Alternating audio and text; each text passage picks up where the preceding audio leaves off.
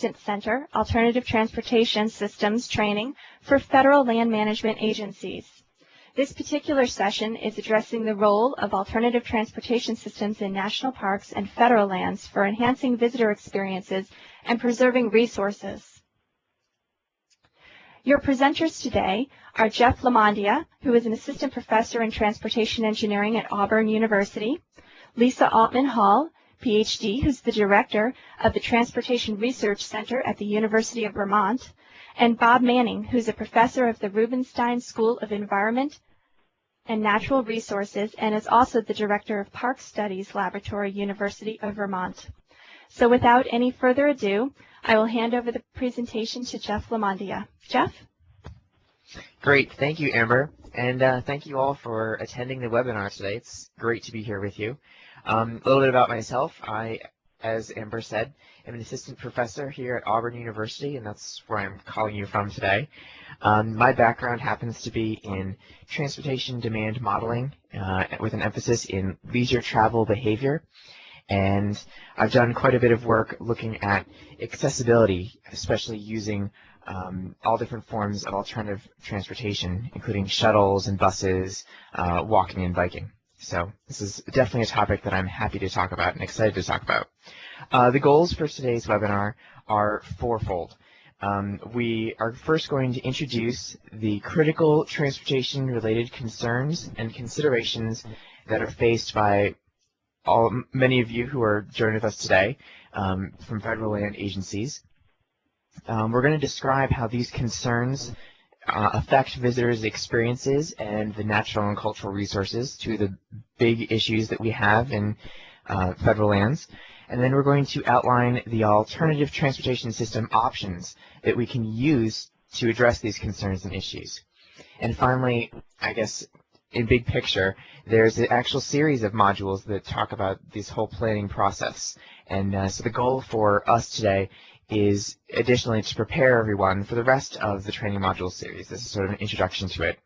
And as Amber said, I'm going to present a lot of topics, a lot of information here, try and use some examples from different federal agencies, federal land locations, and a big part of this is going to be interaction. So we're going to have some polls along the way, some opportunities to ask questions of you, and if you have any questions for me, please use the Q&A or your *8 to do that, and I'm happy to answer them. Okay, so the agenda for today, those are kind of our goals, but how are we going to do it? It's based on 4 sections, so you can kind of track this out as we go along. The first one is focused on critical concerns and how we support them using alternative transportation systems. So big overview of the big issues we face. Then in sections 2 and 3, we're going to focus in on 2 of those critical topics, the natural resources and how we manage those, and visitor behavior and their experiences, and making sure that we maintain those as well. It sometimes can be conflicting, and we'll talk more about that. And finally, we're going to wrap everything up by talking about opportunities to implement alternative transportation systems.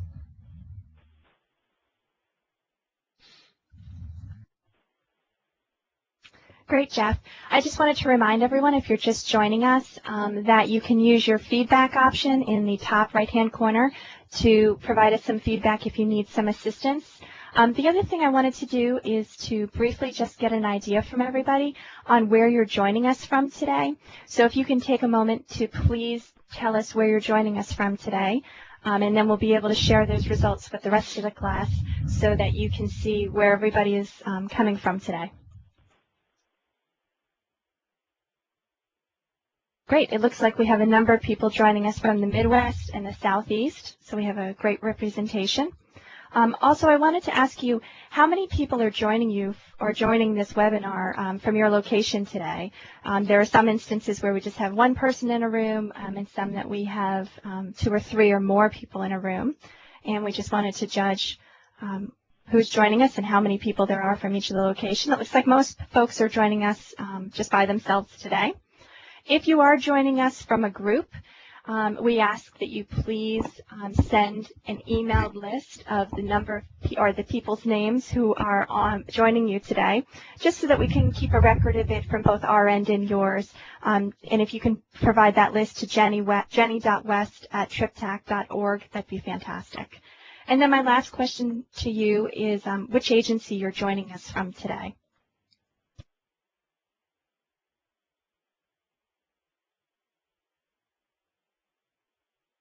Fantastic. It looks like we have a number of people from representing many different agencies.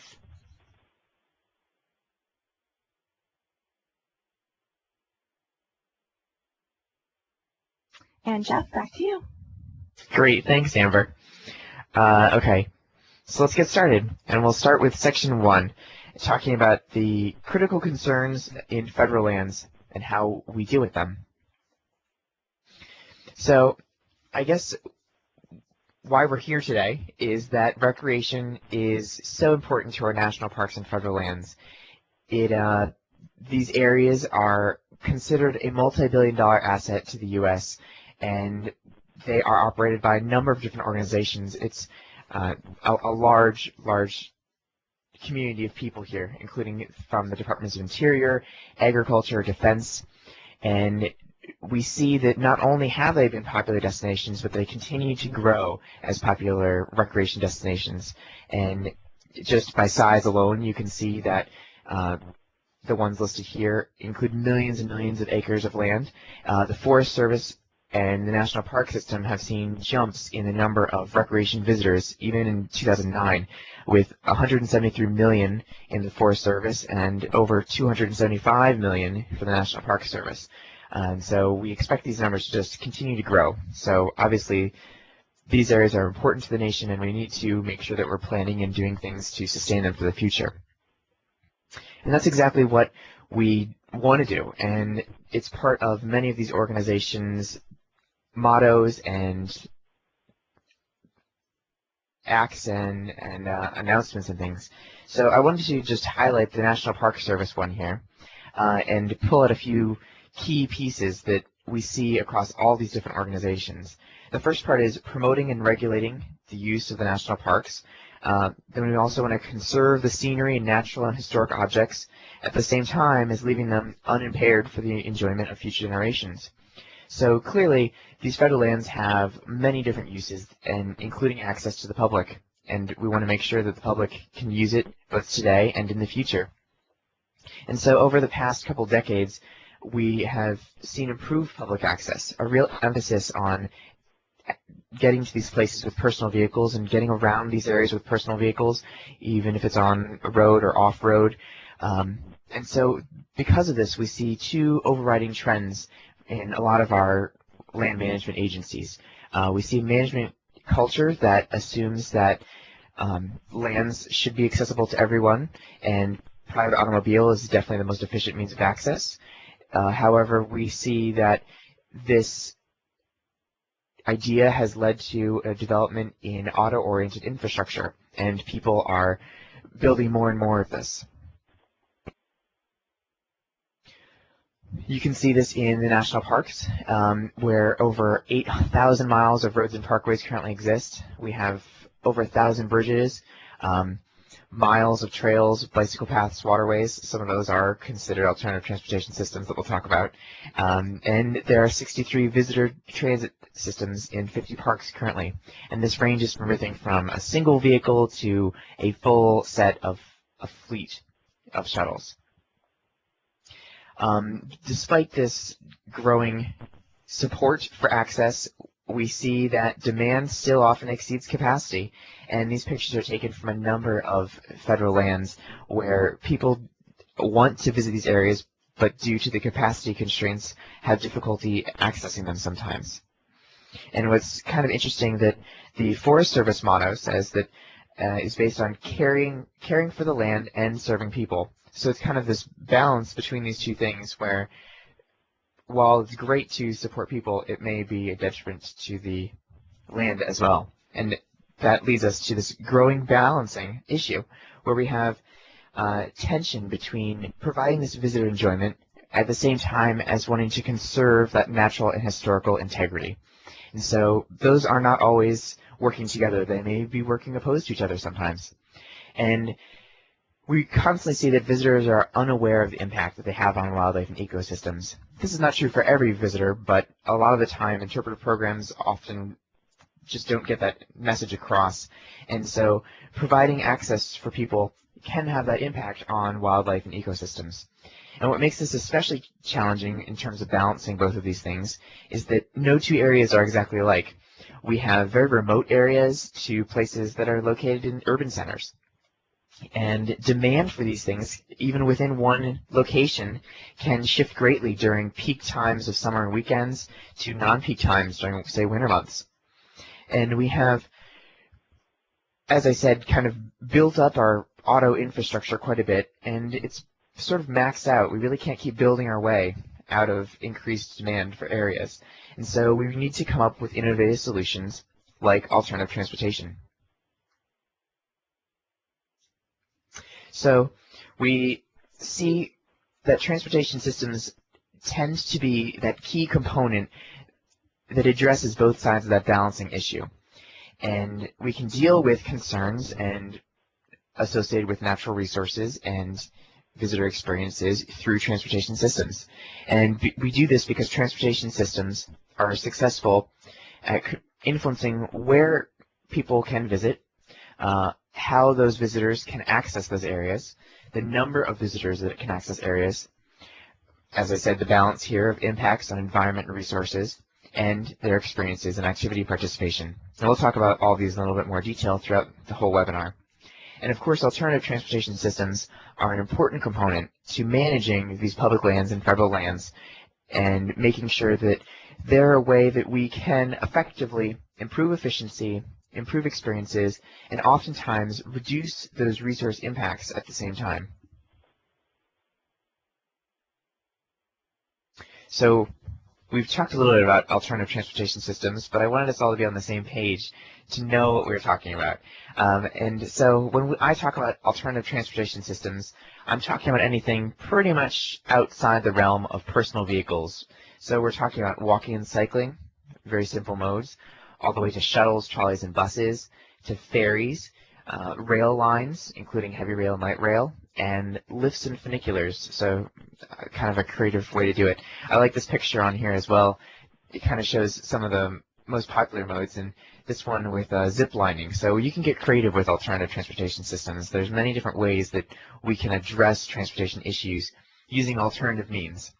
And so it's important to recognize that all these different systems, of course, act as transportation to reach activities, but they can also be an activity in and of themselves.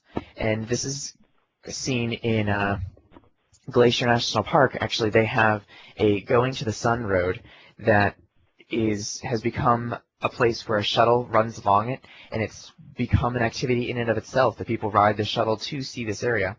And also in the Midian National Tallgrass Prairie, they have a transit service that runs around the area, and not necessarily to reach activities, which it does for a few, but a big purpose of this is to share information and allow people to see more areas of the tallgrass land. And so, as I said, that's a great example of opportunity to share information about the area. They are perfect ways for us to interact with visitors in different ways. And so over the years, there's been a great amount of support. It's been growing to look at and implement alternative transportation systems in national parks and federal lands, national forests, all these different places. And the one that we are talking about today is the Paul S. Sarbanes Transit in the Parks program, and this program was established through the Safety Lou program, which was formerly the Alternative Transportation in the Parks program.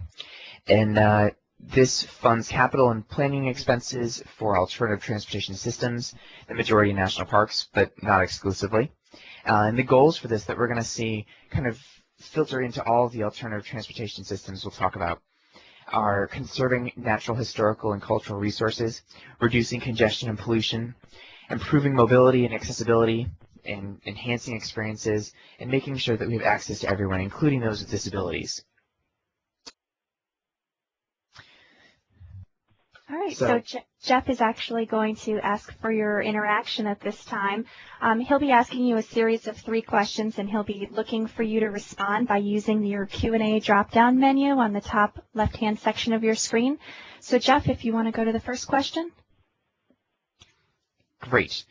So I wanted to kind of pause for a minute here and see what you all had to think about issues and concerns about federal lands, and I wanted to make sure we were all on the same page with what are the issues that we need to deal with. And so the first question I had was, consider yourself as a visitor, as I'm sure many of us have been to federal lands. What are your major concerns when you go there? What do you care about?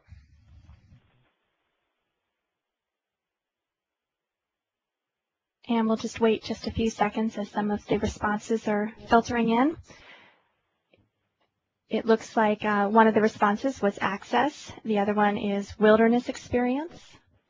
If anybody else would like to ring in their vote, they simply need to use the Q&A drop-down manager. Looks like we're getting a number of responses. Safety, quality experiences, and uncrowded. Avoid crowds, wilderness experience, natural experience. Great. Well, you did my job for me because you hit on a lot of the points. That visitors are really concerned about how easy it is to get around the area, but also the activities and interactions that they see there. And we'll talk more about those as we go. And then I wanted to also ask, if you were acting as a public land manager for federal lands, what are your concerns about, which may or may not be different than what the visitors thought? And again, you can use your Q&A to type in your responses.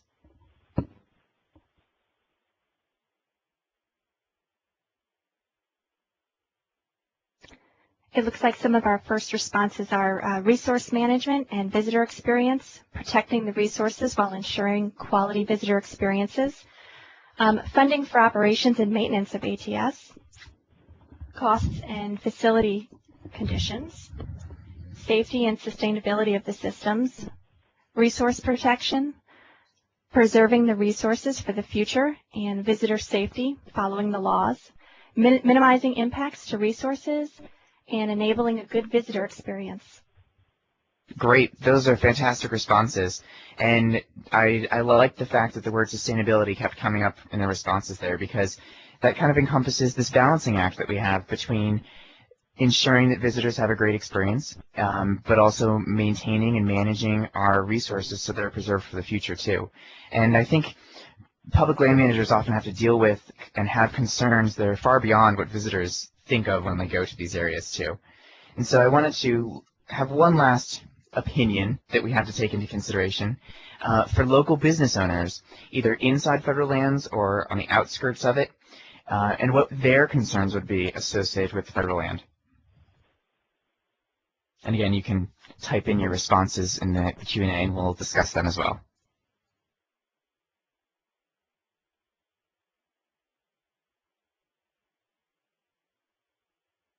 Although some of the responses aren't coming in as quickly as the first 2 questions. It looks like one of the responses is the effect on a business's bottom line. No competition from feds for tourism and business. Accessibility, access to cars and their businesses. Parking issues. And that looks like it's it, Jeff. Well, great. Those are fantastic answers too. And it's interesting to think about these 3 different perspectives, that what we find important may not be the exact same thing that another person who's trying to either use the park or federal land or national forest is their concerns may be different than yours, and we need to take all of them into consideration. And so for local business owners, theirs are more economic and bottom line, making sure that they can grow and support themselves over time. So thank you for all your responses. That was a great discussion. So I wanted to focus in on 3 of those big categories of concerns that kind of came up through all those 3 different perspectives. Maybe not all the same one, but we'll talk about all of them in turn. They are environmental, economic, and mobility concerns. And so the first one is the environmental concerns. And these are things like protecting land buffers and how much and where do we define boundaries. Fuel consumption for the vehicles in parks and federal lands, air and solid pollutants, also we can include liquid here too, cultural and environmental character. It's important to maintain the character and the culture of federal lands. It's one of the main reasons why people go to them is because of the character, so we need to protect that. And infrastructure damage. A lot of the roadways and bridges that we see currently in federal lands are hitting their age limit and are starting to need to be replaced or fixed or all these different things, and so we need to address that at the same time. Mobility concerns, of course, this really came up with visitors and a little bit to the business owners too, making sure that people had access to their businesses is quite important. But we really want to focus on visitor congestion, and this is at all places in federal lands, at entrances, on roadways, on trails and destinations. We can think about all the different modes that are involved here too, both walking and biking and shuttles, waiting in line for them, and also personal vehicles. Sitting in congestion is never fun. Parking for all these different people is important in the areas as well. And crowding can be an issue too. Here's a picture of Old Faithful, and you can see there's a large crowd there, and so the way people perceive crowds may be different. So what one person thinks is too crowded may be different from another, so they may consider this to be a large crowd to deal with. So we need to be concerned about that as well. Lastly, we have economic concerns, and so these come into both the management and business side of things. We have operating costs, so we need to make sure that we have enough funds to support them. We have maintenance, especially supporting that infrastructure that needs to be maintained. We have funding. Where is this funding going to come from? And to make sure that it meets the demand of what we need to operate our system. And finally, development. If we're going to talk about sustainability, we would like to think about not only what we have today, but how we need to develop things in the future and making sure we use those funds appropriately. And of course, if we're talking about alternative transportation systems, that is a key piece to this and how you're going to use them in your operations, how you're going to maintain them, how you're going to find funding for alternative transportations, all these different things that we're going to talk about. And so throughout all these concerns, we see these issues of carrying capacity. And I'm not sure if you are familiar with the term, so I defined it here for everyone, that the carrying capacity can be defined as the amount and types of visitor use that can be accommodated in your federal lands while maintaining the desired resource conditions and quality of visitor experience. And it's important to note here, then I always have to think about this, is that we're not just talking about the number of visitors that are coming to your federal lands, but carrying capacity is focused on the impact caused by that number of visitors. And as we shift over to alternative transportation systems, or think about incorporating them as a means of dealing with these concerns, we can think about, well, we may be able to incorporate more visitors into our areas, but because we're shifting them onto modes or managing them better, we are actually reducing the impact. So even though we're increasing the number of people, we're reducing the overall impacts. So we can allow for more visitors and sustain our area in a way that is reducing the impacts. So it's kind of a cool concept to think about. And so to do this, we have what we call the indicator-based adaptive management systems. And this is a management style based off limits of acceptable change and visitor experience and resource protection. And the idea behind this is that as we go about managing these federal lands, we want to define objectives for our visitors and maintain their experiences, but also maintaining the natural resources in the area. So once we define what we think are as our specific objectives for our area to deal with those things, we can translate those into indicators and standards of quality. And so I'll jump to the next slide to talk about this a little bit more. So we have indicators of quality, which are measurable and manageable variables that reflect the essence or meaning of management objectives for resources and visitor experiences. And then we have standards of quality, which we set as minimum acceptable conditions for these indicators of quality.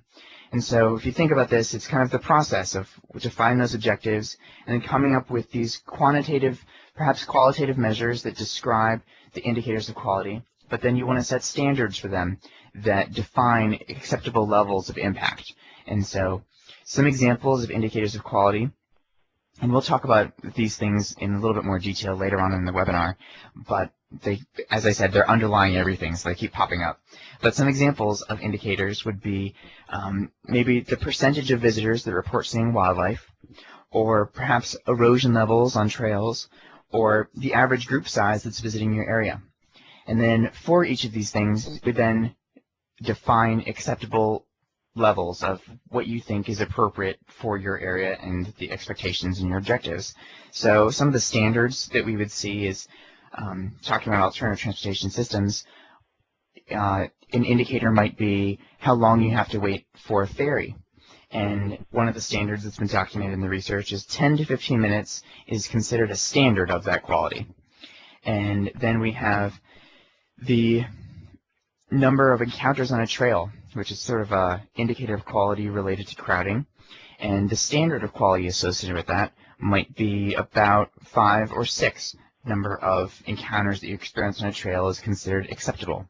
So there's all these different things, and a lot of the research is focused on identifying indicators of quality and then setting those standards of quality that define your acceptable impacts. So throughout all of these, we're really considering the number and types of visitors, but also the impacts those have, as I said.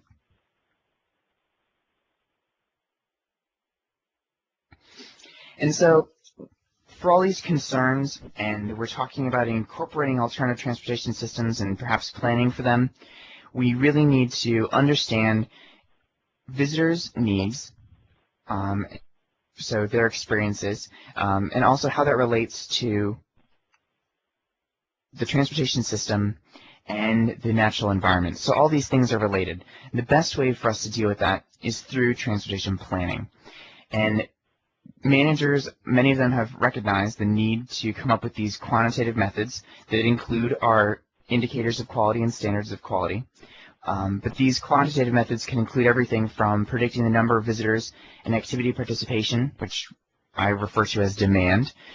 We can incorporate a variety of concerns into these quantitative measures, so we can use them in decision-making process. If we're trying to evaluate alternatives, we need to be able to recognize how concerns will affect them. The quantitative measures need to be responsive to changes in management. So if we're going to not just implement alternative transportation, but change the way that we manage our federal lands, they need to recognize that and be responsive. And finally, we need to allow for the inclusion of alternative transportation systems. So our quantitative methods need to recognize that something will change within the system relative to operations and mobility and the environment and economics based on including alternative transportation systems. So it's important to recognize and incorporate all these things. And there are many ways to do that. So I've listed just a few here, including user resource methods, social ecology methods, recreation opportunity spectrum, travel demand forecasting. These are all starting from very simple of user resource methods, which are just sort of cataloging your cost benefits for visitor needs and resource needs, and sort of kind of balancing them out like a checklist, all the way up to travel demand forecasting. And these quantitative methods will do everything from predicting the number of people that will come there to your federal lands, and then looking at how changes in the way you manage the system or the transportation system itself is going to affect visitors' experiences, their behavior, and the impacts that it has on the natural environment and resources. If you have any questions about these, we can talk about them when we hit the point for questions. But I wanted to pause for a minute again and come up with another group question for you. And so we're going to go through a series of activities, either at a destination or mode, which are best suited for alternative transportation systems. And so the big question is here, which alternative transportation systems could we plan for, consider in our planning process, and how would it be most useful in activities. So this first one is, which mode is best suited for experiencing nature and seeing wildlife? And we've already started talking about this a little bit, that federal lands, it's really important for visitors to come and experience the nature, see wildlife. That's a huge draw for them to come to these areas. So which mode would perhaps be best for doing these activities? Okay, so looks like we've closed the polls, and the majority of people, I would agree with you here. Walking and hiking is a perfect way to experience nature because you're immersing yourself in it. Riding a bicycle can be also a great way to do it. And we've seen in a number of federal lands that riding a shuttle bus is a great way for people to go further out into areas that may be protected and actually experience these things where they normally wouldn't otherwise. So great answers. And our next one is, which mode is best suited for outdoor recreation? So beyond just experiencing nature, a huge draw to federal lands is this outdoor recreation, which can include everything from camping to skiing to swimming. And so of these, which is the best mode to get to that activity or to do that activity?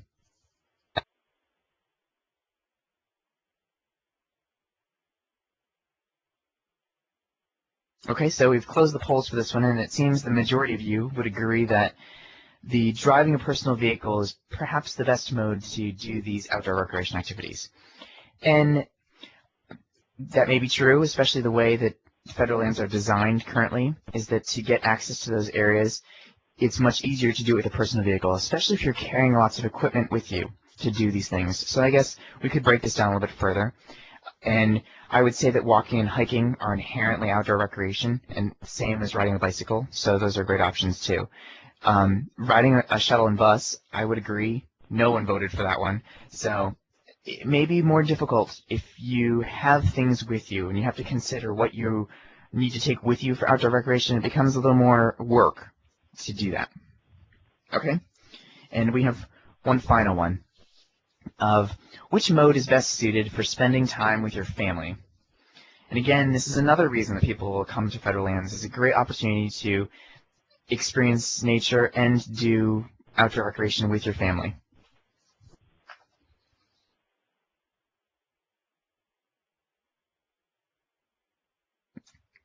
Okay, things are a little split here. A lot of people say riding a bicycle is good to do with your family. And that makes sense because that's sort of an outdoor activity you can share with your family. A great way, and federal lands are a great place to do that.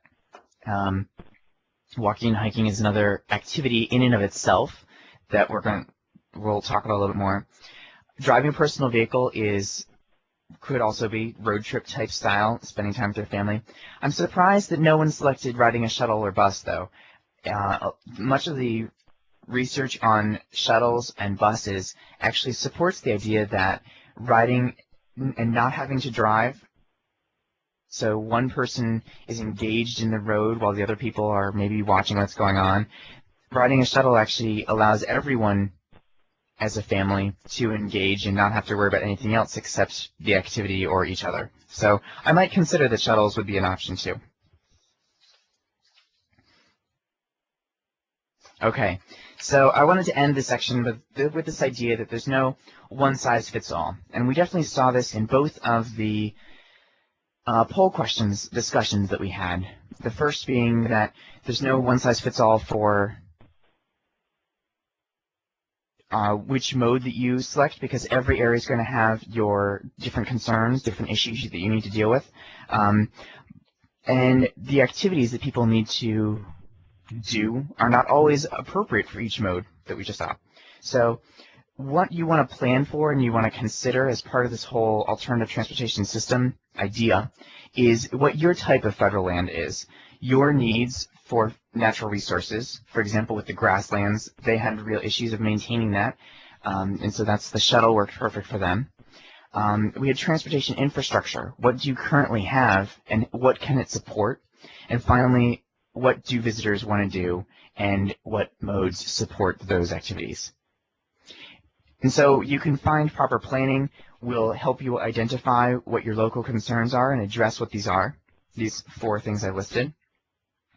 but it will also allow you to find opportunities for funding and support. And partnering can be a great opportunity for building your alternative transportation system. And so we simply can't just throw in any type of alternative transportation system and expect it to solve all of our problems. And I know that's a really simple solution, but you can't just think that it's going to cure everything. It's really a tool to help you in managing your federal lands. But it's important to recognize that it's a powerful tool in helping us manage behavior, visitor experiences, and our natural resources. And it's kind of that tie that brings all of them together. And it can be successful to address all of those things. And it's also important to recognize that people react to alternative transportation systems differently. And it can sometimes take time for them to really embrace it and move with it, especially if they're not familiar with it. So don't get discouraged off the bat, but we'll talk more about that later. All right, great. Thanks, Jeff. So we're going to pause now at the end of Section 1 before we enter Section 2 and give everyone an opportunity to either type their questions by using the Q&A drop-down manager. Simply type your question and click Ask, and I will moderate that to Jeff. Or you can press star 8 on your telephone keypad, and that will put you in a queue, and we will be able to announce your city, and you'll hear a beep, and we'll open up your telephone line so that you can ask your question. Jeff, it looks like we have one question already, and that is, what method are you aware of to forecast recreational travel demand? Oh, wow. Well, there are actually lots of methods to forecast recreation demand. And probably one of the most common ones that people use in the travel demand world is using regression. And so this is based off of collecting information about your region, both your federal land and the surrounding area. And you'd pull in information describing what activities are there, what amenities are there, the size of things, all these different factors. And then you'd also want to take in information about your counts of people going to those activities, perhaps conduct surveys to ask people about what they find important to those in those areas and what drew them to that area. And so then you can use those surveys and those counts to develop models that will pull in all those different characteristics of the visitors and of your area and weight each of them, which will help you predict how many people are coming to your area, both today and if you make any changes to your federal land or expect changes in the people who are coming, you can then use the same model to predict how things are going to change in the future. Great, and that actually looks like it's all the questions for Section 1, so we can move on to Section 2. And just remind everybody that if you do have a question, you can use the Q&A drop-down manager, or you can press star 8 on your telephone keypad. And it looks like actually someone just submitted a question, so I'm going to go ahead and read it.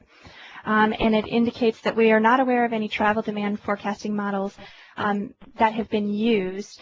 Jeff may be referring to total demand. I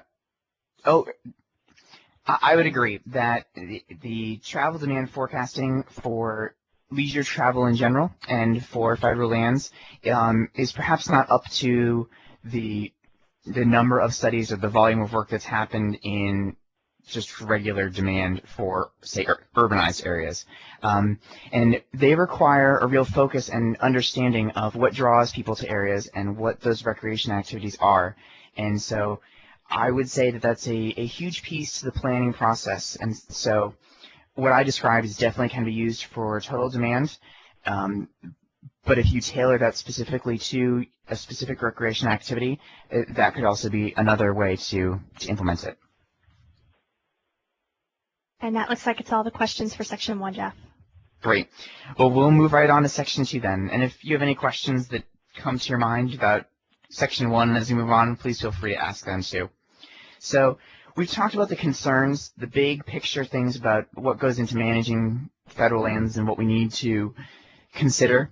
And we want to really focus on how those concerns are going to actually manifest themselves in our federal lands and the impacts that they have on natural resources and visitors' experience. And so sections 2 and 3, if you remember from the beginning slide, are going to focus in turn on how those impacts affect natural resources in section 2. And then in section 3, I'll focus on how those impacts play a role in visitor experiences and behavior. And so then, kind of underlying all this, I'll talk about how changes in the transportation system and incorporating alternative transportation systems can help us deal with these impacts, because these are the things that are kind of on the ground that we deal with on a day-to-day basis. So first, starting with the natural resources, we've already discussed the idea of sustainability, but I wanted to throw this out here just in case we hadn't talked about it. And the idea here is that if we can't deal with our transportation system effectively, we may have problems with our natural resources sustainability in the future. And one of the big draws to federal lands is the natural resources and the unique quality of it. And so the Environmental Protection Agency defines sustainability as policies and strategies that meet society's present needs without compromising the ability of future generations to meet their own needs. And this is really the core of it, where it's not just meeting today's needs, but also the future's as well. And I think alternative transportation systems could be one of those policies and strategies that are effective at doing this. And then it's important to recognize, again, that the more vehicles and visitors that are present in public lands, the greater their impact on natural resources. And this really, while we can mitigate it to some extent with alternative transportation systems, we need to also recognize that we can't just keep allowing more and more and larger crowds to come into these areas without doing something, because larger crowds can cause people to spill into areas where they shouldn't be. We have these things called road effect zones, where it's not just putting down a road, but it's hundreds of meters from the actual road itself is going to impact the natural environment, whether that's plants or animals. And these impacts are going to grow exponentially as our whole system of trails and roads and visitor centers and things increase. So the more of them we put, it's just going to exponentially impact our natural resources. And the materials that we use is also significant and can have an impact on the natural resources. So when we plan, we need to make sure that's included.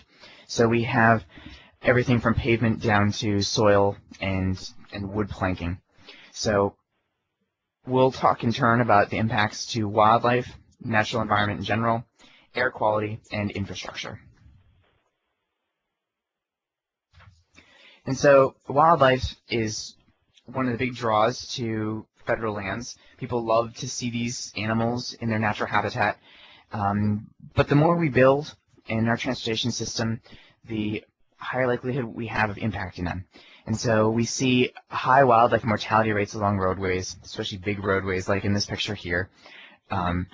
The interaction with visitors actually causes stress to these animals, which can disrupt their feeding. It changes their habitat, forces them to abandon areas if there's too many people around, makes them uncomfortable. Habitat fragmentation can isolate wildlife populations, and they're unwilling or unable to cross roads. And so sometimes we can see some species becoming endangered for this exact reason, because they're unable to reproduce for future generations because they've been separated.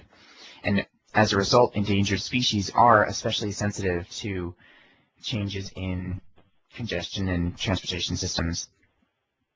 And what's interesting here is that mortality rates are really no different outside federal lands. So even though we may have smaller roads than highways, it really doesn't impact mortality rates. We still have high levels of mortality rates both inside and outside federal lands.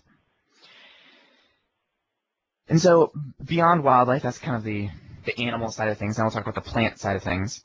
We see that increased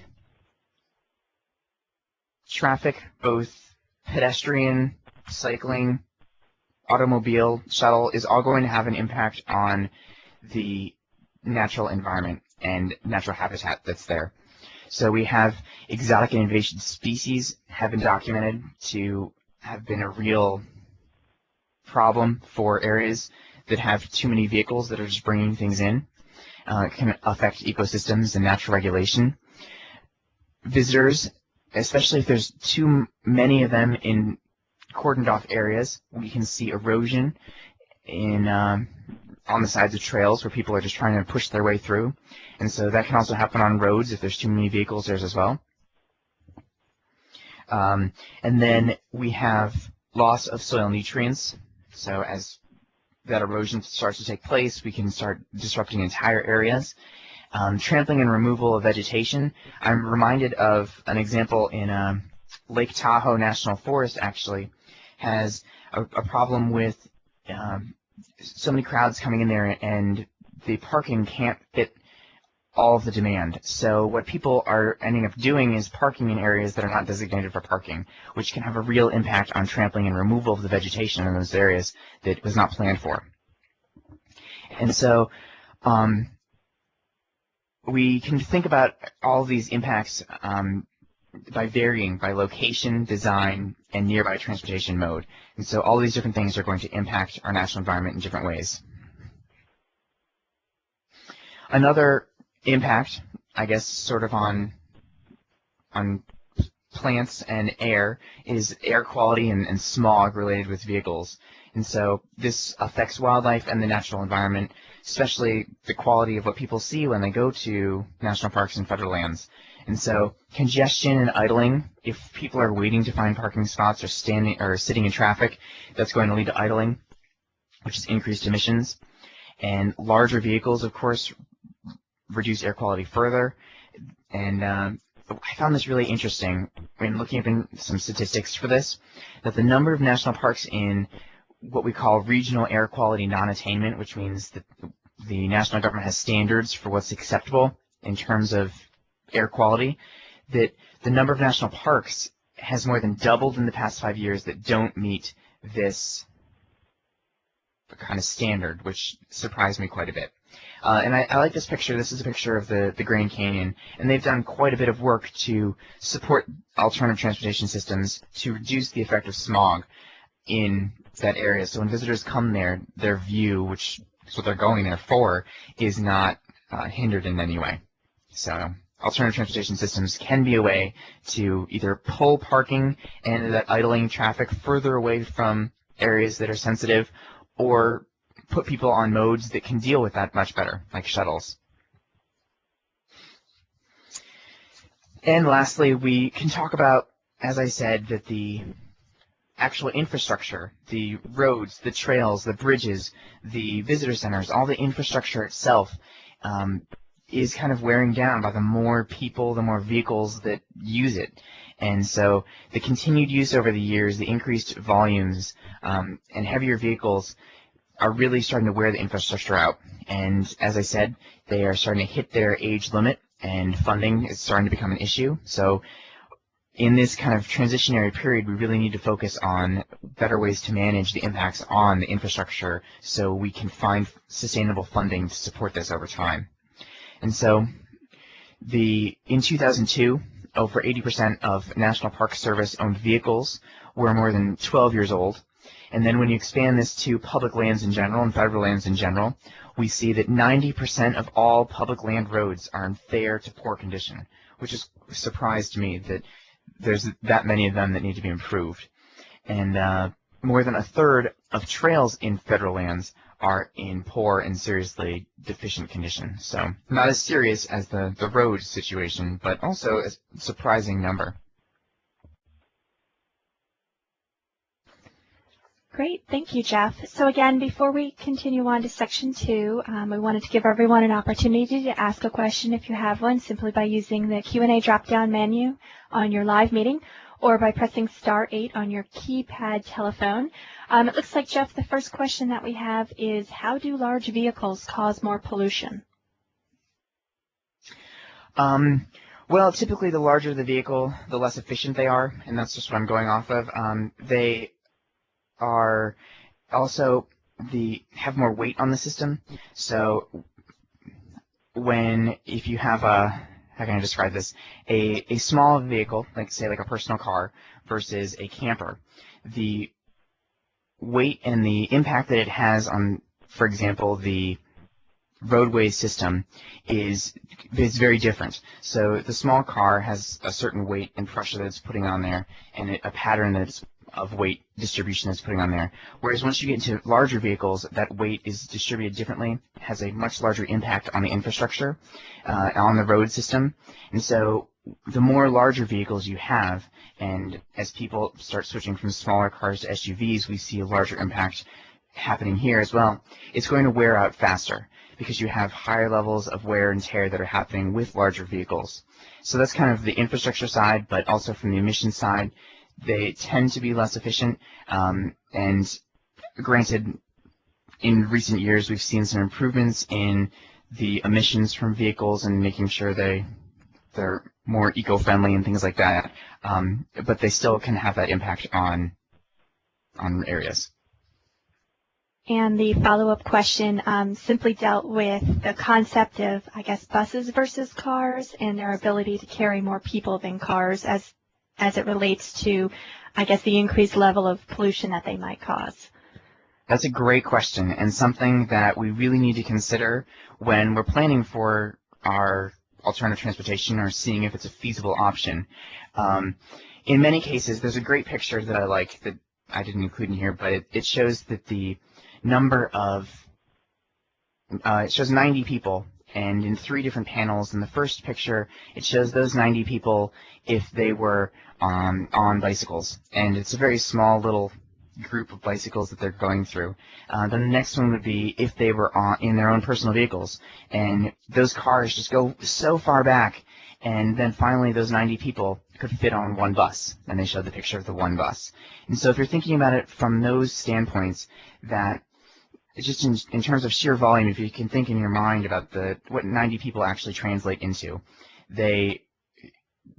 in one bus that is just doing its loop, you can have less impact just in terms of a typical vehicle for those 90 vehicles versus a single bus.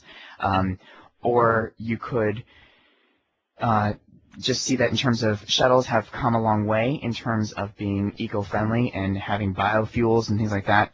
So I've seen a number of federal land studies that are taking place in actual implementation. And I believe actually in the Grand Canyon they have systems that are more eco-friendly and less emissions from their bus and shuttle systems. So just from a standpoint of replacing cars with shuttles is a great option, but you can also look further into making your shuttles have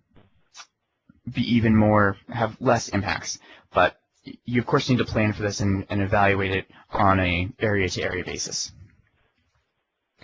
Great, and that looks like it's all the questions so far. We'll be giving everyone an opportunity to ask questions again before we start section 4, and then of course at the end of the module. So Jeff, go ahead. Okay, so in terms of planning and managing federal lands, we're really concerned about the natural resources and visitor experiences, because if we don't balance both, then if we just focused on natural resources, well, we would preserve the land, which would be great. But if we're not emphasizing visitors' experiences, they may not keep coming back, which may reduce the funds that are available. That's not a very sustainable way to manage our federal lands. So the other half of this puzzle is looking at how the impacts and alternative transportation systems can be used to address visitor behavior and experiences and all those factors. So we're going to talk about that in turn.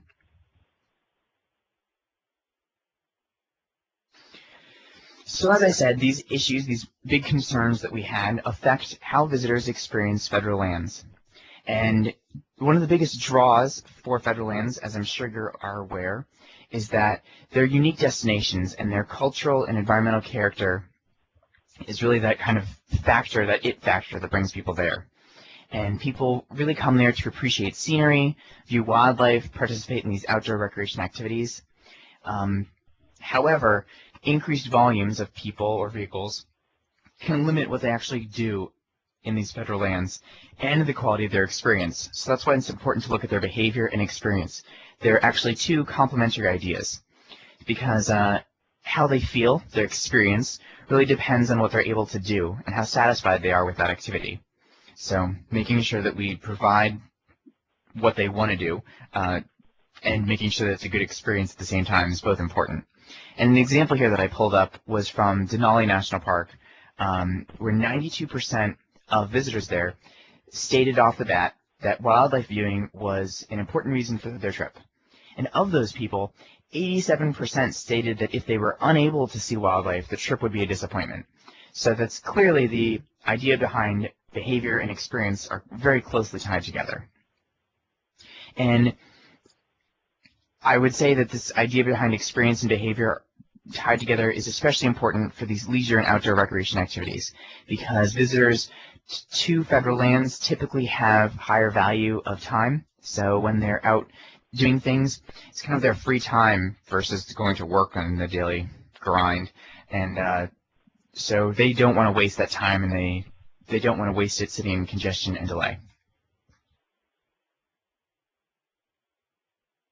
Okay, so we see that we have the possibility of diminishing overall demand, and demand for destinations, activities, and modes can be controlled by many individual factors. And so I talked a little bit about predicting that demand for an area and what you needed to do. And so you'd want to consider all these different factors in terms of activities and what people participate in. So we have costs and time and attractiveness, demographics. All these things are going to affect what happens in your federal lands. And as these lands become busy, they lose their environmental character. Too many vehicles, as you can see in this picture, or I shouldn't say, this perhaps may be too many vehicles in that picture. We don't really know what the situation is for it, but if there are too many vehicles, the impacts can start becoming too strong, and it could impact the environmental character, where if that happens, since that's the main draw for your federal lands, the overall demand for these areas could diminish. So it's sort of this like evil cycle that could start developing. And this could result in people going to different areas or actually going to entirely different destinations and leaving federal lands altogether and going to other places where they can hike and swim and things like that. And so it's possible for the reputation of public lands, for congestion, crowding, worn infrastructure, and pollutants, that it's going to affect their experiences even before individuals arrive. And so we really need to be conscious of how the demand could even be affected right off the bat if we're not good at managing image. And then participating activities is also important. I sort of talked about this a little bit, where they're coming to your public lands to participate in unique activities. And it's been documented this is the main draw for these areas. People are really going there to hike, fish, even just connect with nature and history. That's why they go to these areas. And so they actually pursue a variety of activities within their limited time. So people typically don't go there for just one activity, but a whole suite of them.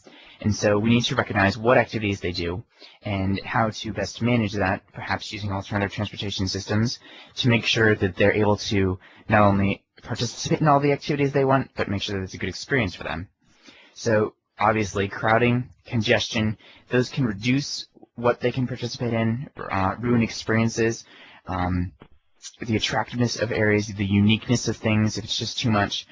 There's a great example in that parking at trailheads, and this actually happened in a number of federal lands, that the parking at a trailhead was not big enough to support what people were able to do, the number of people that wanted to hike at a certain trail. So they actually had either to be turned away and go to a different one, or they just skip that activity entirely. And so we need to make sure that the way we manage our transportation allows people to participate in activities. And what's also interesting is we need to consider how new a visitor is to the federal lands, because first-time visitors tend to participate in a broader set of activities, where more experienced visitors, people who tend to come back over and over, are more loyal to your federal land, they tend to specialize in the specific outdoor recreation activities that are special to your area. So accommodating both of them using transportation systems. And we talked about how each activity may not sync perfectly with each alternative transportation mode, so it's important to plan appropriately for the activities in your area. And then the interest in local amenities is also important. This kind of ties back into the local businesses, and so this really plays with the economic concerns that we have. And parking and congestion can affect people's ability to access desired businesses, and this can be both outside in the periphery areas or inside parks and concessions and things like that. And so an example of this is in Acadia National Park. They have what they call the Island Explorer Shuttle, and this actually stops at a number of places, including outside the national park at local businesses, and they actually encourage people to park in larger parking lots around these local businesses, perhaps to frequent them, and then get on to the shuttle to enter the park and move around using the shuttle system there. And the local businesses actually supported this considerably because it allowed them to have access to a new segment of tourists and more visibility among the visitors to Acadia National Park. And then actually there is in Alaska, the federal lands in Alaska, they have ferries that bring people back and forth, and they actually are working to improve their ferries. I haven't talked much about ferries, so I figured I'd throw an example here about that. And so their ferries actually they worked in conjunction when planning them with the local businesses to make sure that the routes for those ferries and things where people stop on both ends is working in synonymously with business development. And so that's been a great way for them to generate revenue outside of the federal lands, but also for the federal lands. And it's a great way to support the ferry system because it connects destinations that people want to go to and activities people want to do, mainly shopping and things like that, with the mode and with the federal lands. So identifying what local amenities there are and how you can connect to it using alternative transportation systems is a great way to focus on impacts there. Because if you don't, then you have some economic problems. Okay, so then we also need to address this idea that individuals and visitors have an inherent enjoyment of travel. And we need to support this using our transportation system, and this is a huge piece to the experience side of things. That traveling within public lands, either by vehicle or by foot, is an important and common activity in and of itself. And so people look forward to just driving around your national forest in their vehicle to experience it. It's sort of the first step to experiencing the nature there. And so they expect to see and experience things from their vehicle as part of this trip. Hopefully they're going to get out and walk around a bit too, but the inherent enjoyment of going there is part in vehicle. And so the congestion, pollutants, and damaged infrastructure that I've been talking about, those negative impacts, can kind of trickle down and influence the inherent enjoyment and experience of the travel if it's not meeting their expectations. And so in reading through some documentation of this, visitors have identified crowding, flexibility in moving around, access, and tranquility as some of the big players in indicators of how good their travel experience is. And so we need to make sure that whatever alternative transportation system that we implement is effective at supporting their inherent enjoyment of travel. But that being said, personal vehicles are still good because it allows you some sense of freedom and convenience, and along with shuttles and things, allows you to share experiences with those that you're traveling. And one of the last things I wanted to talk about was personal perceptions and expectations, which sort of plays into all of these things. It's underlying all of it. And how individuals perceive a region and what expectations they have for it is really crucial in defining experience. And so drivers, actually, the ones behind the wheel, if they're sitting in congestion, typically do not meet their expectations, whereas other people in their car or personal vehicle do. So it's kind of an indicator here that perhaps some kind of mode that gets that driver out of the vehicle but still gets them around will add to their experience. Or making the system more efficient using alternative transportation systems will allow those drivers who are driving to have a better experience along the way. And so it's important to recognize that this can translate into loyalty, willingness to return, willingness to tell others, and it's important to recognize this because this is how we keep federal lands sustainable from a viewer's experience standpoint, where we want the visitors to keep coming back and supporting the federal lands, and that's how we do it, is to get them to become loyal and willing to return either to the same area or to other parks or federal lands. And so their perceptions and expectations, of course, of natural wonders are diminished if there's pollution and crowding, if we don't deal with them. And I thought this was interesting about buffers, so I thought I'd mention it here, that the buffers, how we define the limits of the federal lands or along roadways or trails and things like that, is actually a critical element to controlling expectations and perceptions of things. And how we deal with those buffers becomes more extreme the more congested, the more crowds we have, and so we want to deal with that better. Because if we have to start building up stronger buffers, more fences and clear delineations where people are separated from the environment they've come to participate in, here we see 87% of Yosemite visitors said that these visible buffers, like fences or railings or things like that, detracted from their experience, and they wanted to immerse themselves without actually realizing that there were buffers. So, interesting to keep in mind. So this last piece of experiences, and I've used the term, or I've talked about crowds for quite a bit throughout this webinar.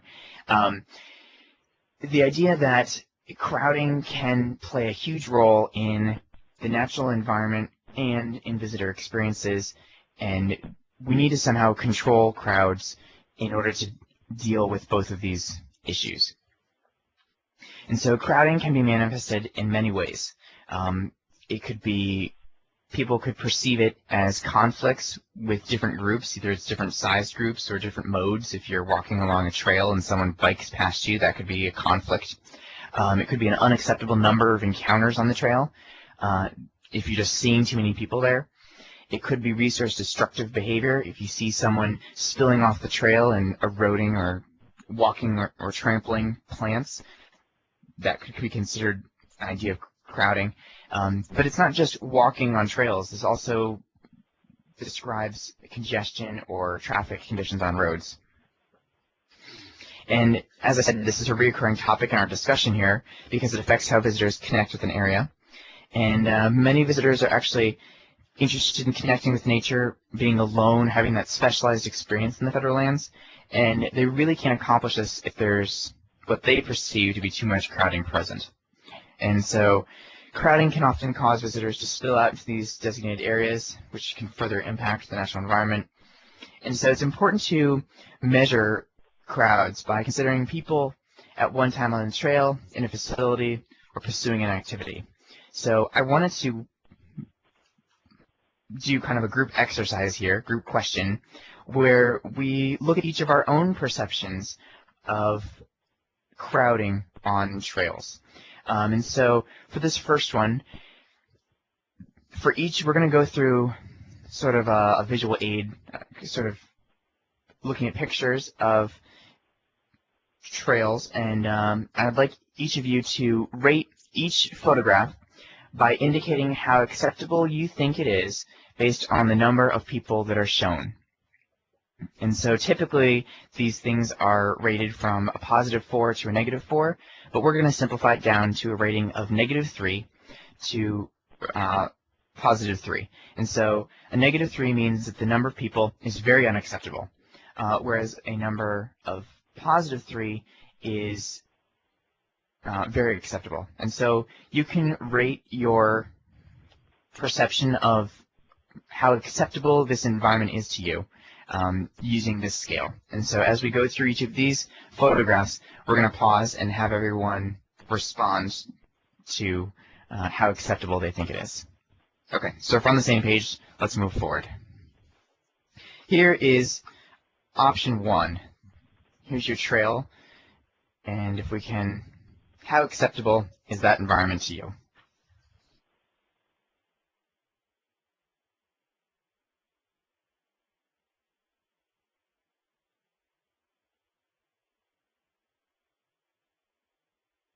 Okay, so it's quite good. Most of you said that was very acceptable or acceptable, so we can move on to the next one.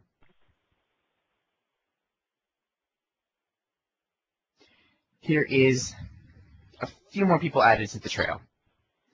And so take a look at that one, and how acceptable is it now?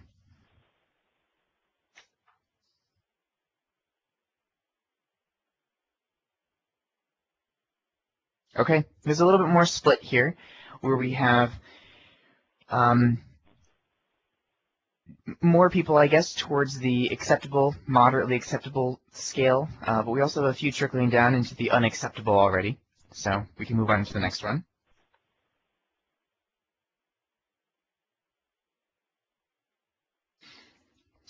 Here's a new trail environment for you. So take a look at this, and how acceptable is that trail to you?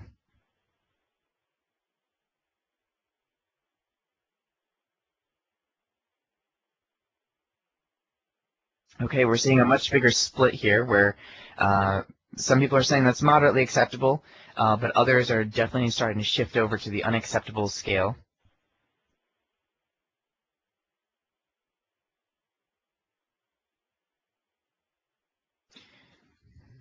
Now, if you were seeing the trail, walking onto the trail like this, how acceptable would you rate this one?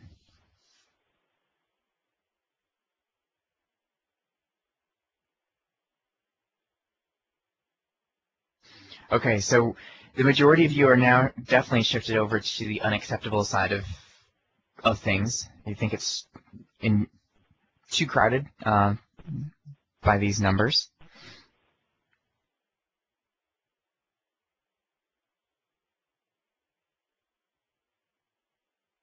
Okay, and so now we have this one.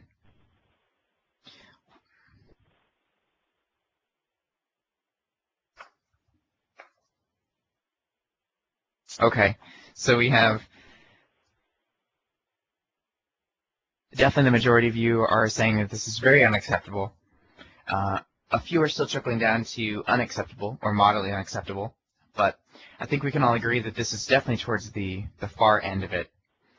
And so there's one more picture here where it's kind of maxed out, the number of people that you could fit on this trail. And so we don't necessarily need to do the poll for this one, seeing that everyone has pretty much shifted over to the unacceptable at this point. But when this was done, this was actually used in a study by Dr. Bob Manning, who is part of our panel of presenters here. So if you have any questions on this, I'm sure he'd be happy to answer them. When he conducted this, the results from his survey of participants came up with this trend graph. And so the way we would read this is the left-hand side measures the level of acceptability that we have for that trail, and it matches the +4 to -4 scale system that we saw. We used a +3 and -3 in our example. And then along the bottom axis, we have a people per viewscape. So these are the number of people that were on the trail in each photograph. And so we've defined the different levels of service. If you're familiar with the transportation operations, we have those similar level of service. Level of service A means that it's the highest level of service that we could have, and then we can go down to level E or level F, which is the lowest level of acceptability. And here we've had people rate each of those different photographs, and so for 8 people on the trail, there was about an average rating of about 3.25 or something like that. When there were 12 people in the photograph, the average rating was about 2.5, and so on down to when there were 51 people on the trail, we had about negative 3.5 as your average rating. So this very much mimicked what we saw, where it started off as the majority of us thought that it was very acceptable, and slowly as we added more people, it came down to be less acceptable. And so I wanted to show another example, in this case adding in some different modes, where we're not going to take a poll, but as we flip through these photographs, I'd like you to think in your own mind how your perception of crowding is shifting over time, and where is your threshold, and we'll see how far we go past that. So here's an empty trail. Moving on with a few users.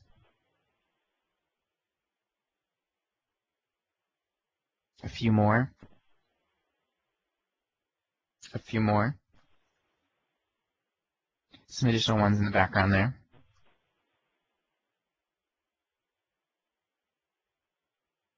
A few more. And finally, we've added in a few more cyclists. And so again, when this study was conducted using those photographs, it produced a similar curve here, where we see the level of acceptability for no people on the trail is very high. And as we start adding more people, the level of acceptability starts going down. And so these are what we talked about in the very beginning about that idea of carrying capacity and the indicators of quality. So this is a great way for us to see kind of in action what one of those indicators of quality would be like. And one other one to show you that this is not just for bicyclists and hikers is we could also have a sense of crowding for vehicles on the roadway. So there's one with no vehicles. Here are a few. Some additional vehicles. A few more. And finally, a pretty packed roadway. And again, you can see a similar graph describing how acceptability starts to decrease based on an average user rating as the number of automobiles in the photographs increases. Okay. Great. Thank you, Jeff. You've certainly given us a number of statistics and concepts to think about. This is an opportunity for us to take a pause and allow anybody to ask any questions. If you want to use your Q&A drop-down menu, you can type in your question and I'll moderate it to Jeff. Or you can press *8 on your telephone keypad and we can unmute your telephone so you can ask the question directly to Jeff. And while we're waiting for some folks to type in their questions, there is one already, and it is, how transferable are these findings between the different public lands? That is a great question. And is this person referring to those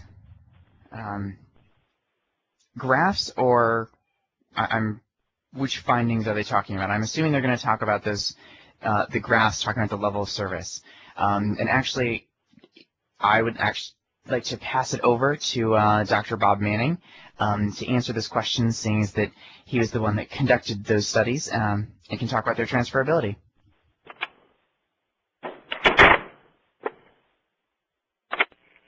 Let's see, Jeff, am I on the system now? Yes. Hi, Dr. Manning. Yes, we can hear you. Oh, good. Thanks, Amber. Well, I want to thank everybody for joining the webinar today. This is Bob Manning at the University of Vermont. And I don't think we've really conducted enough of these studies to know how generalizable they are. We started trying to do some of that work this summer at Yosemite National Park, where we measured not only the number of people in the scene, but also the square footage that was associated with the particular trail or the particular attraction site. And through this kind of an approach, we're starting to try and see if these standards are generalizable across sites, recreation sites, or maybe even generalizable across different forms of alternative transportation. Great. Thank you, Bob. And the next item is actually just a comment, and it was, despite the findings, people seem to go into the parks anyway, and many of the parks and public lands have congestion that far exceed the photos that we just saw. I would agree, and that's very true. So, to some extent, that is an indicator of people's dedication to these areas and the draw of these natural attractions and outdoor recreation activities, and people are willing to put up with this to some extent beyond what we would consider reasonable right off the bat. But one, that can only last for so long before people start getting fed up or aren't physically able to participate in activities that they'd like to, and it ruins their experience. And two, if we continue to allow that type of transportation in our parks and federal lands, it's going to culminate in a lot of problems for our natural environment, natural habitats, our resources there. So yes, I would agree that people do put up with it and participate in it, but from a management perspective, I think it's not a very sustainable way to operate our federal lands, and that's why we need to move past that and try and improve upon it. And Jeff, if it's okay, I'd like to pitch in as well on this one. I think Please that do. we may very well find that there are differences. We do find that there are differences. Some people are more sensitive to crowding than others. Jeff, you introduced an idea earlier on in the presentation about the recreation opportunity spectrum. And I think we want to take that concept and try and create a number of different kinds of alternative opportunities across federal lands, knowing that some visitors will not tolerate the kinds of crowds that we saw in some of those photos and perhaps what you see on your federal lands. And we want to create opportunities for those people as well and manage those places to, a range of standards. So I think in that way we'll have federal land opportunities for the whole sweep of the population.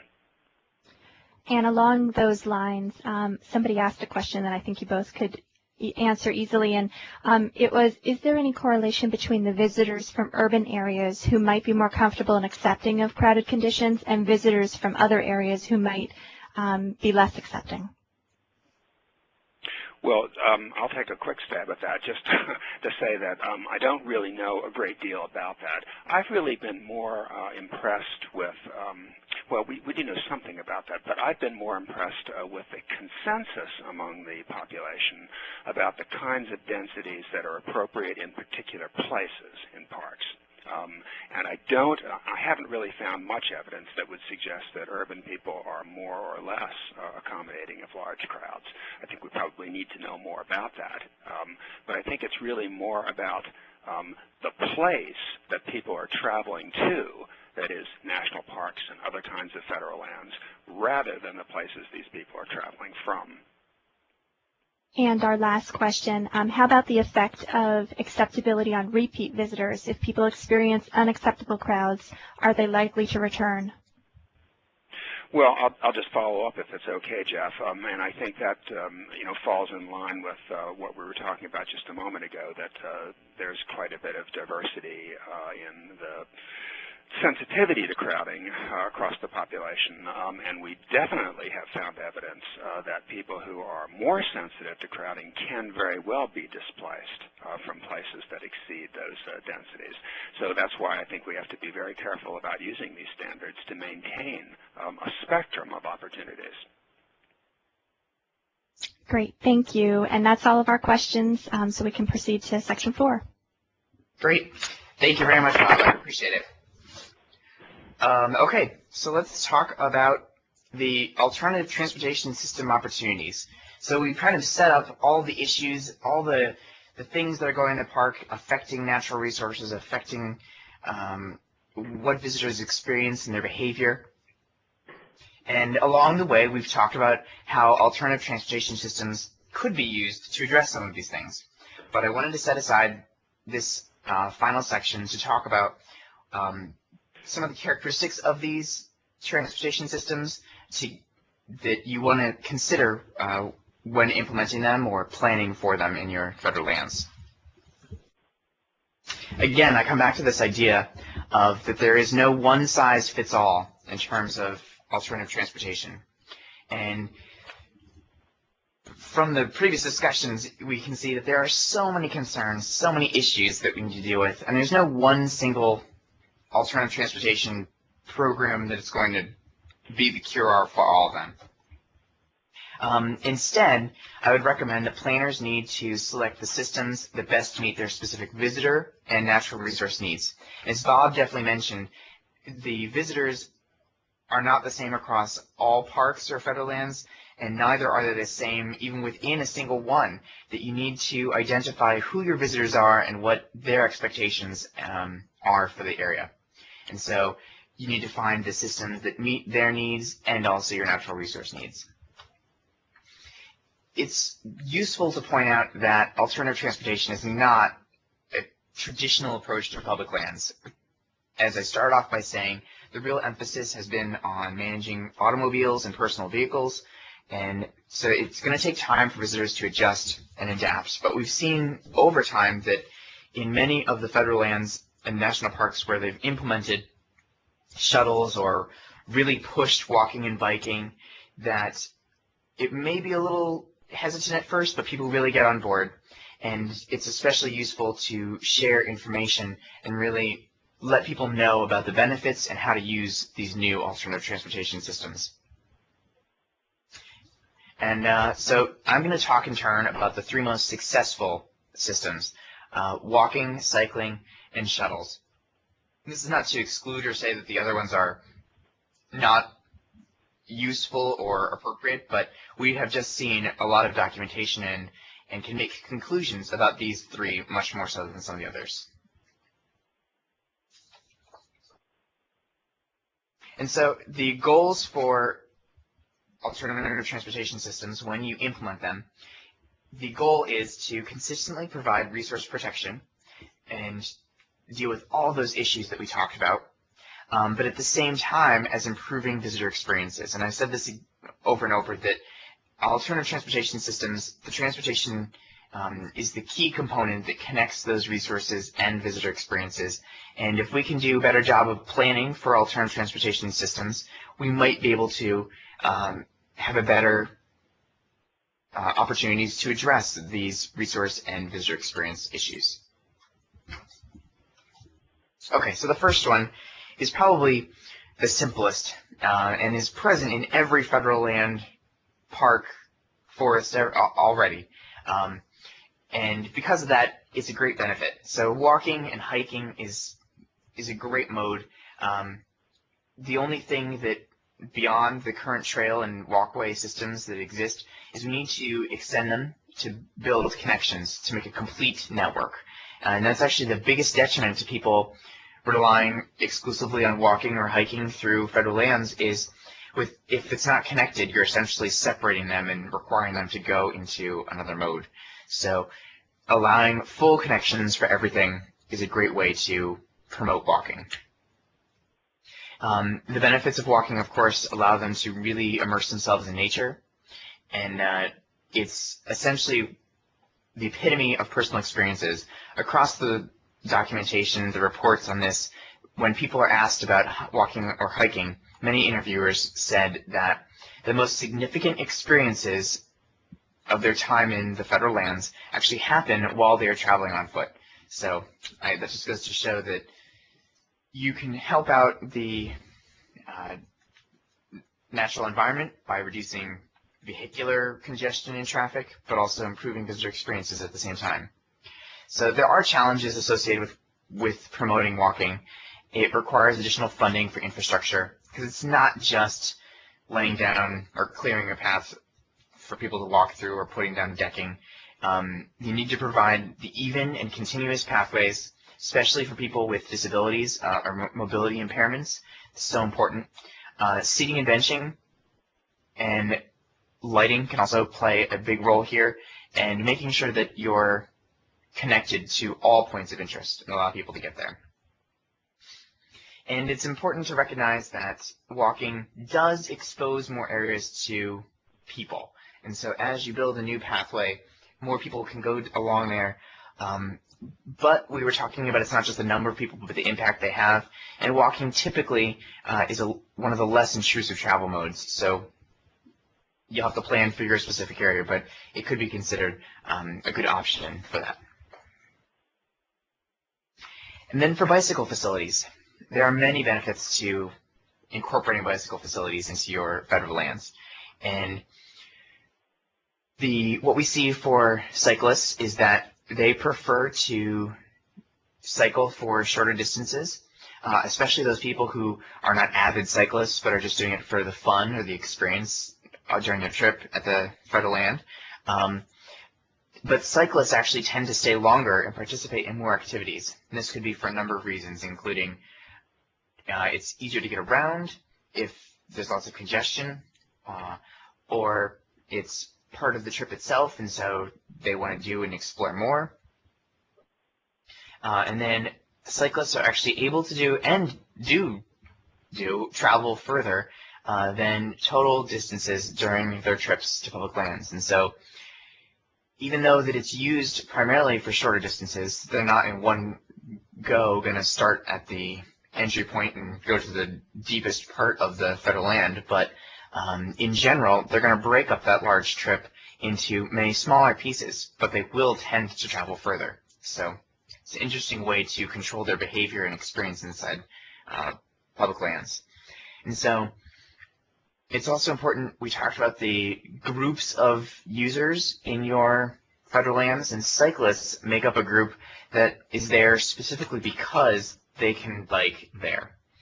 And so they see this as a real benefit because the cycling challenges that they have in urban settings, like intersections and cross traffic with different modes and speed issues, they tend to have less of those in your federal lands.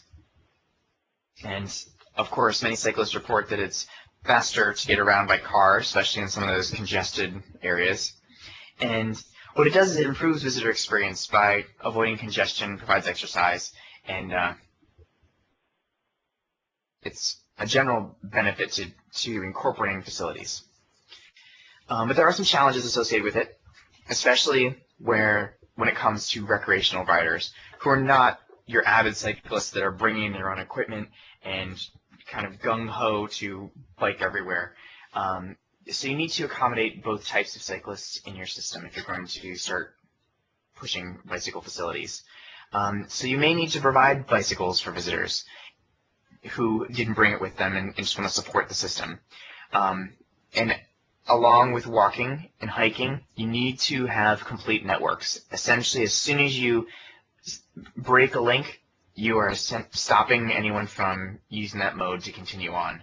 And so that's one of the biggest reasons people do not bicycle, both in urban and rural settings. If they don't have complete networks, it's just not a feasible option. So access and safety for cyclists is really important as well. Terrain needs to be considered. You can't have too much difference in elevation. You can't have crazy weather conditions that just are not suitable for bicycling, although in some places it has been documented that once you have those avid cyclists, that they are willing to bicycle in all types of weather. And you need to have different types of facilities, which gets us into the idea of the cost of building infrastructure and incorporating that infrastructure with different modes. So first off, we have the new infrastructure. You need bike lanes on the side of roadways or shared use paths. There are many benefits and cons to both of those depending on levels of safety and how you perceive safety and the safety in your area. You may want to keep bicycles and pedestrians separate from the roadway, which would be a shared use path. Or if you feel that the bicyclists would be comfortable, there's enough of a shoulder on the side of the roadway to keep enough distance between cars, then you can use a bike lane.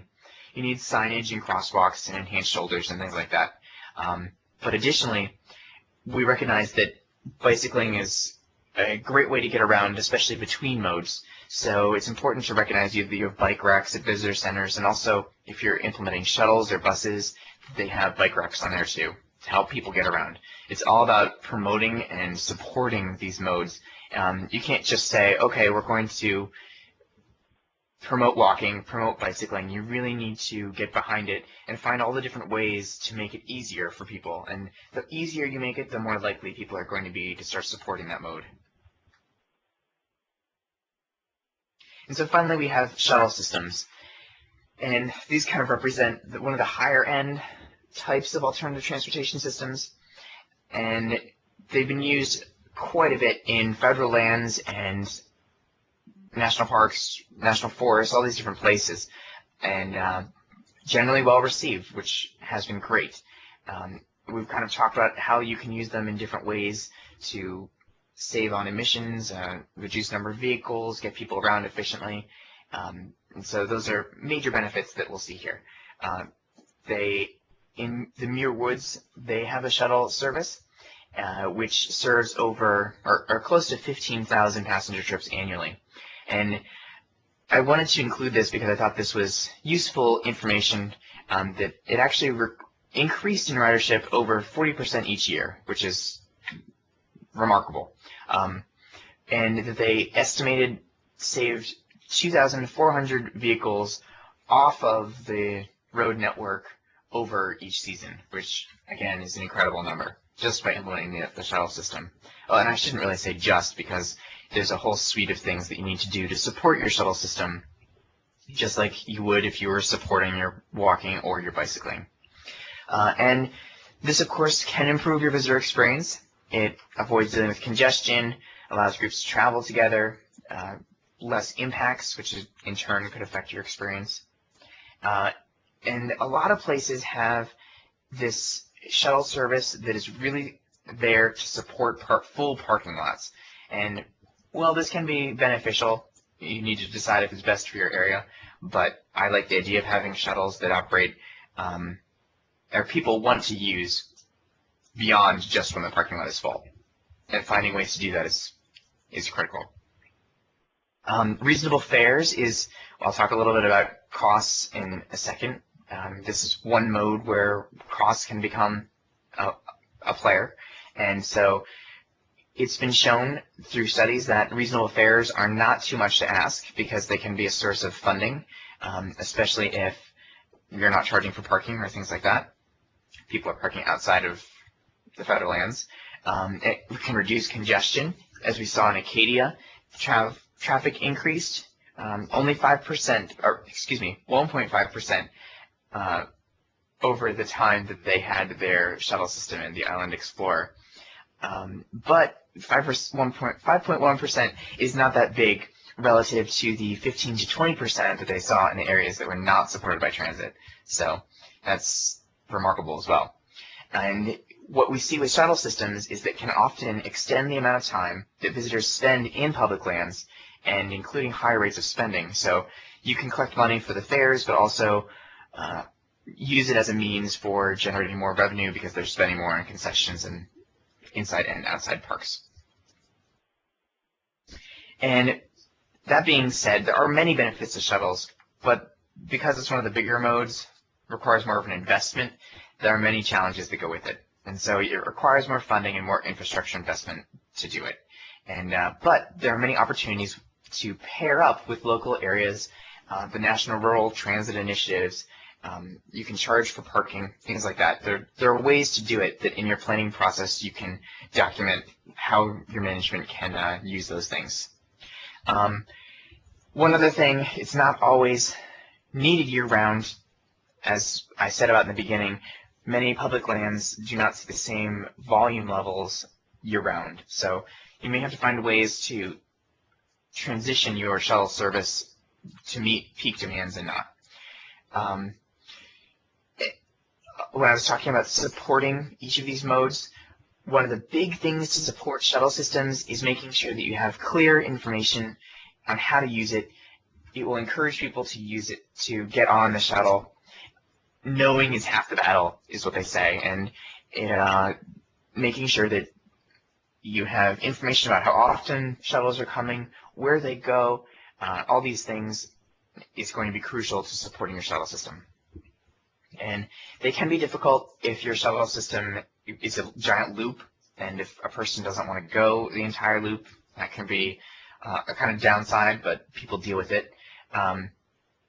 And you have to continually grow your shuttle system along as the demand for it increases. So naturally, many of them start small and grow over time.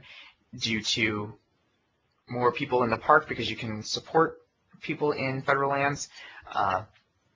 And one example is on the Denali Park Road. They actually increased bus traffic, but that affected the caribou and grizzly movements. So shuttle systems still are not without impacts. They do have some, but it's a better way for us to control what those impacts are. And you need to provide connections to surrounding areas. That was a great way that we saw in many of the federal lands actually connect to development outside and have people park there and then come in. And so one other thing is they could reduce parking revenue.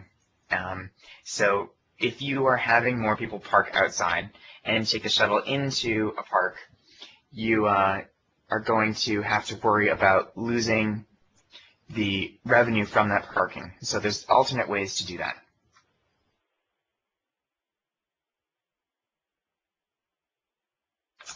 Okay, so let's talk about some of the big picture, the big takeaways from this webinar. First off, selected alternative transportation systems should be straightforward and easy to use. So when you're planning for these, when you're thinking about implementing them, what you do, you should make sure that it's straightforward for visitors and easy to use. This comes into the supporting your alternative transportation system, that once you pick something, you want to support it, and making it easy to use is a huge piece of that. Along with that support, you want to make sure that you have amenities such as benches, kiosks, lighting, and this will further encourage people to use it and experience it because it's in a new environment in and of itself. So along with the support, you want to encourage use with publicity. And then it's also useful to recognize that you don't want to start too big right off the bat. You need to let these things evolve, especially as people start to understand it, come to embrace it as part of your federal lands. You can grow over time, and I think that's the most effective way that people have implemented alternative transportation systems. You want to make sure that it's integrated with all modes, including cars.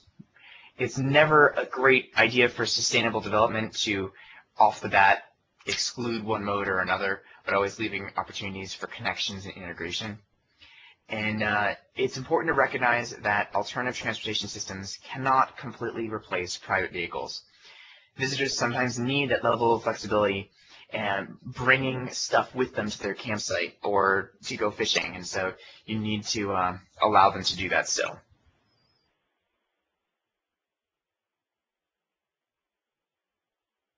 And I mentioned a little bit the opportunities for partnerships, so I figured I would explain a little bit more here.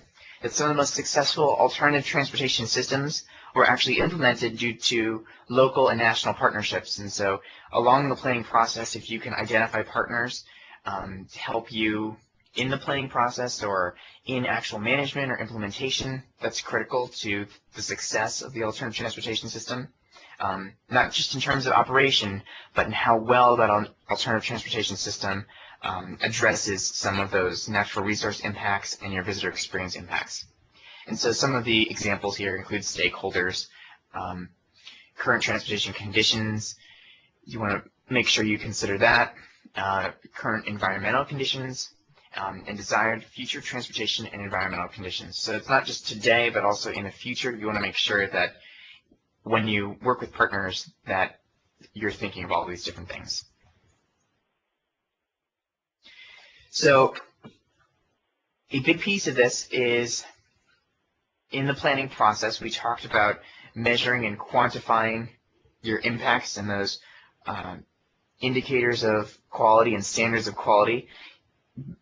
Among those, you want to have opportunities to measure and assess those impacts and how well does your alternative transportation system or management along with that affect your natural resources and visitor experience. So there's many ways to collect information on this, including ride checks where someone will get on a shuttle and conduct surveys or just talk to people. Point counts where you sit at an entrance or at a certain destination and count the people coming through, what they're doing. Having interviews with people at all these different locations. Setting up indicators of quality and measuring them against your standards of quality. is definitely a great way to do this. And one of my personal favorites is conducting surveys of doing onboard passenger versus non-passenger. So you could see why someone's on the bus or why someone didn't get on the bus. You could have different surveys for busy times of year versus non-busy times of year, and what are people's expectations and needs during those times of year. And finally, stated versus revealed preference, which means that asking someone what they actually did versus what they might do. And there's benefits to both of those as well. And these data collection things may require support from different organizations. Here's a list of a few. And that being said, these are also some great people to partner with as you start the planning process. So those things can sort of go hand in hand. And so the experience data itself is especially important, making sure that you can collect information from everything from whether they agree or disagree, or those ratings scales that we did for the example of the crowding on the trails. And you can use this visitor experience data specifically to request funds for alternative transportation system projects. They like to see that you're addressing the visitor experience side of things, to form collaborations and partnerships, to monitor project implementation, and finally to monitor those standards of quality. So as you collect this, you can compare them against the standards that you have. Okay, so I'm going to, I guess, wrap up everything with these takeaway thoughts. This has been a critical time for federal lands because we are seeing increased numbers of visitors coming in, increased levels of congestion. Our infrastructure is starting to deteriorate. It's hit its lifespan, and so it's kind of the perfect time for us to start addressing all these things together. And on top of it, we have some federal initiatives, including the program that we're all part of with this, trying to help people with the planning process. So it's a great time for federal lands and alternative transportation systems there. And so there are many concerns associated with balancing the demand and environmental character and quality of visitor experience. So we want to allow people to come to federal lands, but at the same time we need to preserve the natural resources, and alternative transportation systems provide one of those opportunities for us to get in there and deal with both of those at the same time. And so we've seen many times that alternative transportation systems provide some promising solutions. Of course, these need to vary based on your site and your visitors, your natural resources, and the specific concerns that you have for your area, and whether or not alternative transportation systems are appropriate for those. And finally, it's useful to implement planning process, the whole system, to identify how individuals in the environment will react to changes. So you don't just want to throw in an alternative transportation systems, but you really want to work at identifying the demand, what people want to do, and how alternative transportation systems are going to affect that. What people do, their perceptions, their experiences, and as an end result, what impacts that has on the natural environment. And so these are some some additional resources that you can refer to if you'd like some more information. A lot of these document some of the examples that I talked about today are further described in these, and a lot of these, for example, the National Park Service Transportation Planning Guidebook is a great tool if you're going to get started in this planning process, especially looking at alternative transportation. Here's some more. These really get at the ideas of carrying capacity and indicators and standards of quality. And I just wanted to make sure that I noted all the other modules that are part of this series. And so you can see the one that we are talking about today, we just completed, is the kind of introduction to all of these, talking about big pictures about federal planning and how alternative transportation systems might be used. And then there's all these other ones that the 2nd and 7th have been completed, and I believe will be posted online at some time in the future, and so you can review those. Number 4, the establishing partnerships, which I talked a little bit about, is going to be the next one that's going to be available. So I would encourage all of you to participate in that. So I'll wrap things up here. It's been a pleasure talking to you all today. I'm so glad I was able to do this. If you have any questions, I'd be happy to answer them. Thank you. Great. Thank you, Jeff. And just for future reference, module number 4 on establishing partnerships is going to be offered sometime in October, and you'll all be receiving notification on when that happens.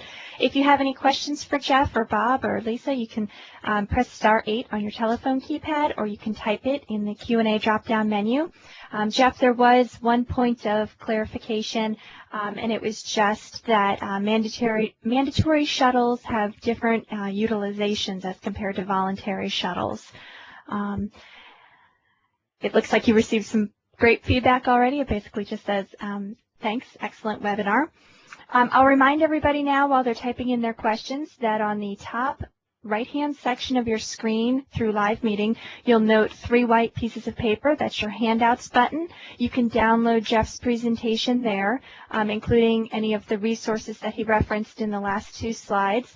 It will take just a few minutes to download that. You can either save it to your desktop or anywhere else in your computer, and then you can print it for reference later. Additionally, this session was recorded and will be posted online sometime in the near future. So if you'd like to refer back to it, or you know someone who's missed it, in the near future we'll be able to allow them to hear it.